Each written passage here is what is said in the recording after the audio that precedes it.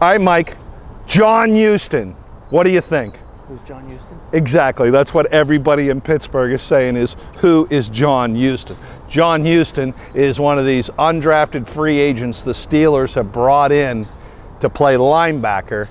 Played for the USC Trojans. Well, we'll get to John Huston here in a little bit. A lot happened in the offseason for your Pittsburgh Steelers outside of this crazy virus. I think the Steelers have weakened their defense, Mike. Just hear me out on this one. Sean Davis, they sent packing. Now look, I know Sean Davis had shoulder problems, 2 shoulder surgeries, and he had shoulder problems last season. There's a reason for that. Sean Davis liked to knock the snot out of people. Sean Davis liked to hit people. Every year Sean Davis was a full season player and starter, he led the team in tackles. You cannot replace a player like Sean Davis who likes to hit. Regardless of what the commissioner likes to think about this flag football league, it's still a game of hitting. Terrell Edmunds, good, solid safety, but he does not like to hit people. Am I right or wrong about that, Mike? I mean, he hasn't lived up to what we, what the Steelers would have liked him as a first-round draft pick. B minus, C plus. Yeah. He's not an A plus safety. It's just my opinion. I would have kept Sean Davis in a heartbeat over Terrell Edmunds.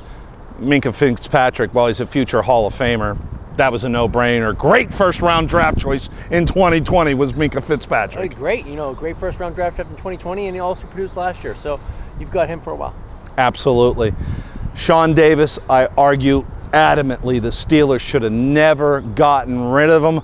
Of course, the kid coming out of Maryland, the Terrapins, Mr. Brooks, the monster as I call him, might be a sufficient replacement for Sean Davis. He likes to hit. Also sent packing, and I don't mind that he got paid as, what was that move? Show me the money! Jerry Maguire, whatever that was. Show me the money. You knew Javon Hargrave was going to be hard to keep because he was a stud at nose guard. Another player I would have tried to find a way to keep Hargrave around here because, again, Mike, I've said it several times, the Steelers are on a championship run this year. You've got to make everything possible as best as you can be to take advantage of Ben Roethlisberger's last 16 regular season professional football games because he's done after this season, I think. Hargrave is gone. I would have tried everything I could have possibly done to keep Hargrave. All right, this moves us into the inside linebacker position. One of my favorite positions on the field because, Mike, you get to hit people. And that's the name of the game. Not flag football like what's his name? Goofball Goodell? Yeah, Roger Goodell. Inside linebacker position. We had to step up because remember, Ryan Shazier goes down. They bring in Sean Spence to make on a Super Bowl run season. They make a run and they got their heads on the Patriots, and the Jacksonville Kitty Cats come up here, and Leonard Fournette, what do, Mike? They run all over him, but right at Spence. But that was 2 years ago. Several years ago. Yeah. Then they go to Bostic. Yeah. And they bring in Bostic. Bostic was as flexible as Mr. Rooney right now is behind me. That was Bostic. Last year, we get the Predator out of Michigan, Devlin Bush. Wow, everybody loves this kid. You had Vince Williams hurt early into training camp. Mark Behrens comes in from LA, and I like it because, wait a minute. Coach Tomlin's telling me, Tank, I don't want the Brian Urlachers anymore. I don't want those big, thick linebackers. I want those hybrid linebackers. That was Mark Behrens. Mark Behrens was slow to start, but he started whacking people. He could cover people out of the backfield. I loved Mark Behrens. And for $1 million difference, I don't know who let Behrens go. I would have never done it. They kept Vince Williams. Vince Williams will make $7 million this year. Behrens was here to make $8 million this year. I would have kept Behrens in a heartbeat because I will ask you this, Mike. Is Vince Williams a C+ linebacker? Is he a B-? Is he an A- linebacker? Well, he's a bigger linebacker, and they need that big linebacker on the inside. You know, you got Devin Bush, who is a great tackler, but he's a little undersized.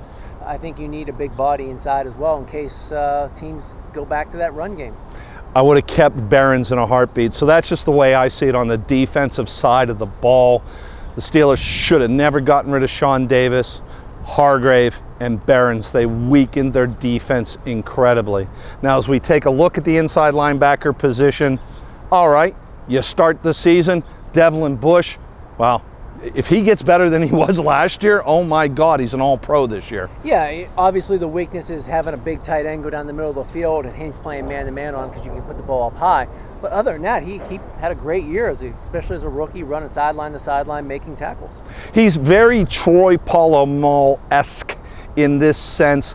You know how Troy, the greatest defensive player of all time behind Lawrence Taylor, that's my opinion. Troy was in the right place at the right time. He did freaky, crazy Superman things with his body, like jumping over line of scrimmages, doing this, doing that. Devlin Bush has a lot of that, not totally like Troy, but he's just in the right place at the right time. Yeah, he's quick, he's fast, he can cover a lot of ground. Again, is he big enough?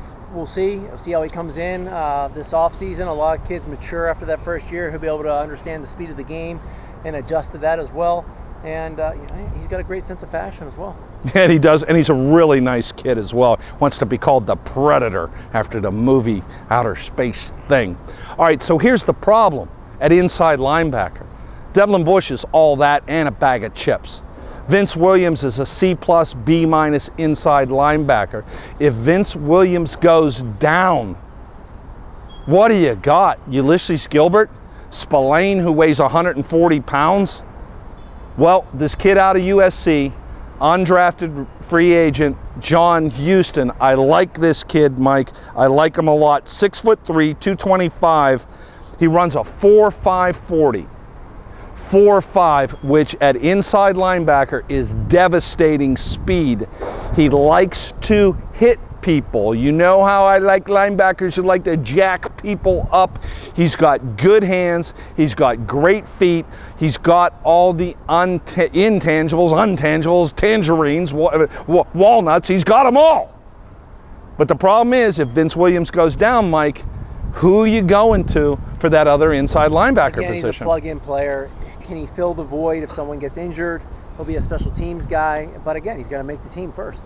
Yeah, and it's about, and again, Mikey played in the NFL for the Eagles and the Lions, and you. How long was your pro career? You played up in Canada too, didn't you? Yeah, 6 in the NFL, 1 in Canada, 3 in the UFL. So I've been around. You've seen it around. Yeah. When the rookies come into camp, they come into camp with those big eyes, afraid of their own shadow, afraid to make a mistake, afraid to get cut. Houston, in my opinion, has got to come in here like the cock of the walk on day one. Well, there's always one guy that comes in as a free agent and surprises everyone. And it's because he steps up and he's not afraid to do the dirty things on the special teams, and he's got to be a special teams player on all the special teams, and hopefully he can do that.